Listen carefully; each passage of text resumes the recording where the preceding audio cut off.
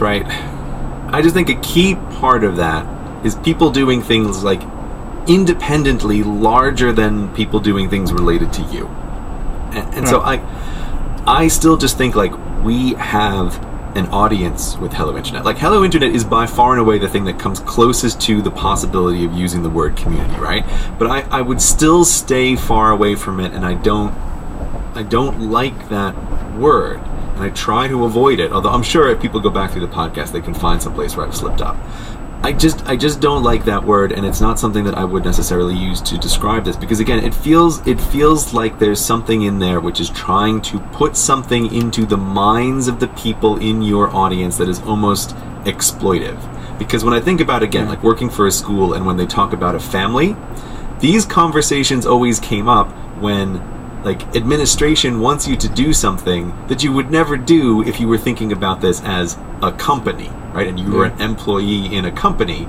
They want you to think about this as a family, because in a family, like, you go way out of your way to help family members in a way that you would not help strangers or co-workers. You're appropriating the goodwill and emotional baggage of the word family to try and achieve something else. Yeah, it's like, but you know what? In families, you don't give people, trial memberships in families. You don't fire people from families. like you want all of the good parts of the word family, to be associated with you, but you also still want all of the control of a company, right? Yeah. And that's what I don't like about the word community. Like, especially when it's combined with asking for money.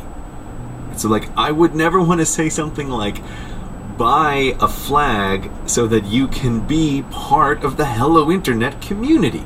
Yeah. Right? You see, like, what happens there is, and don't fly a flag that wasn't made by us, because then you're not part of the community.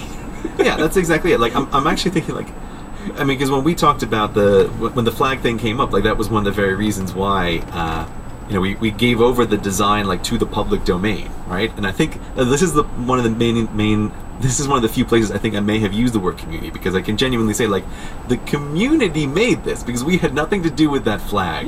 That flag was several iterations of other people. And actually they're doing what you said. They're like 3D printing it and doing all sorts of, making phone cases out of it and all sorts. Yeah. So, and that's got nothing to do with us. Yeah, but like, that is the closest you're going to come to a community, and it is a moment where, like, we discussed it ahead of time. It's like, yeah, we are not going to be the exclusive owners of this flag.